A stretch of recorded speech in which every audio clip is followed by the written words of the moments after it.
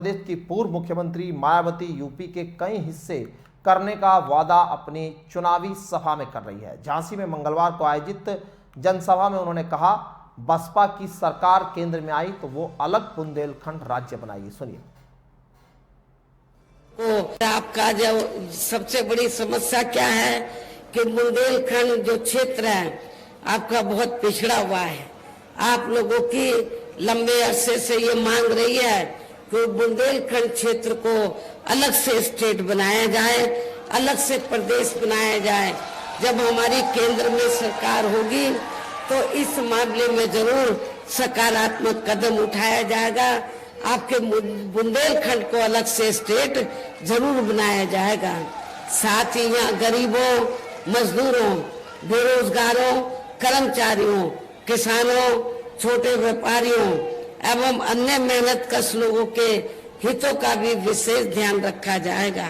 सर्व समाज में से खासकर दलितों, आदिवासियों, गरीबों, पिछड़े वर्गों, मुस्लिम व अन्य धार्मिक अल्पसंख्यक समाज के लोगों के विकास एवं उत्थान के साथ साथ हर स्तर पर इनकी सुरक्षा आदि के लिए भी सख्त कदम उठाए जाएंगे।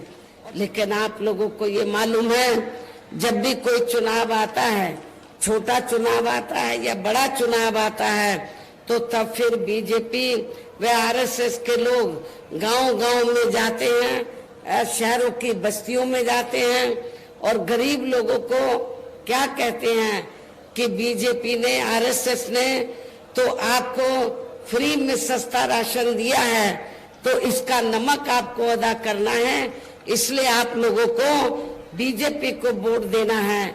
लेकिन आप लोगों को मैं ये बताना चाहती हूँ, इसमें रत्ती भर भी सच्चाई नहीं है, क्योंकि जो भी राशन आपको फ्री में दिया जाता है, बीजेपी और आरएसएस अपनी जेब से नहीं दे रही है आप लोगों को, बल्कि जनता, पूरे देश की जनता जो टैक्स देती है, जो पैसा आपका है, उस टैक्स के जरिए सरकार के पास जो धन जाता है, उस धन से आप लोगों को फ्री में राशन दे रही है। ये कोई बीजेपी और आरएसएस की मेहरबानी नहीं है। इसलिए आप लोगों ने कोई उनका नमक नहीं खाया है, बल्कि अपना खुद का नमक खाया है। आप लोगों ने टैक्स के जरिए सरकार को पैसा अदा करके। वैसे भी इनकी ये जटिल समस्या देश में हर हाथ को काम देने से केवल दूर हो सकती है, जिसकी तरफ हमारी पार्टी की बनी सरकार विशेष ध्यान देगी। साथ ही देश में पिछले काफी वर्षों से आए दिन बढ़ रही गरीबी, बेरोजगारी व महंगाई आदि से भी जनता बहुत ज्यादा दुखी व परेशान है, जिसे भी आर्थिक नीतियों में तब्दीली करके जरूर दूर किया जाएगा। धर्म की भी आड़ में पिछले कुछ वर्षों से खासकर मुस्लिम समाज के लोगों का द्वेष की भावना से जो उनका काफी ज्यादा शोषण व उत्पीड़न आदि किया जा रहा है, तो उसे भी जरूर रोका जाएगा। और ये सब हमने अपनी यूपी की रही सरकार में करके भी दिखाया है।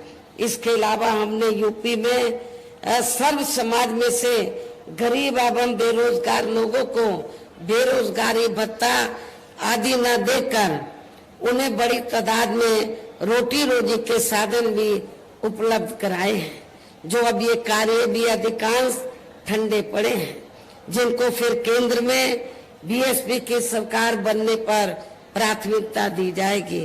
कहने का तात्पर्य ये है कि देश में इस समय हो रहे लोकसभा चुनाव में विरोधी पार्टियों के जारी किए गए उनके हवाई व प्रलोभन भरे चुनावी घोषणा पत्रों आदि के बहकावे में अब यहाँ खासकर देश के अति गरीबों, मजदूरों, बेरोजगारों एवं अन्य मेहनतकश लोगों को बिल्कुल भी नहीं आना है।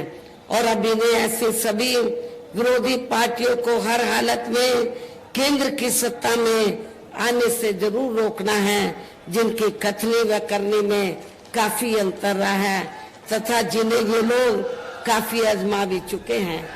ऐसे में अब मेरा यही कहना है कि आप लोगों को अपने खुद के व अपने प्रदेश एवं देश के भी हित में, अपने क्षेत्र के भी हित में अपने वोटों को या कांग्रेस, बीजेपी व अन्य विरोधी पार्टियों को न देकर केवल अपनी एकमात्र हितैषी पार्टी बहुजन समाज पार्टी को ही देना है।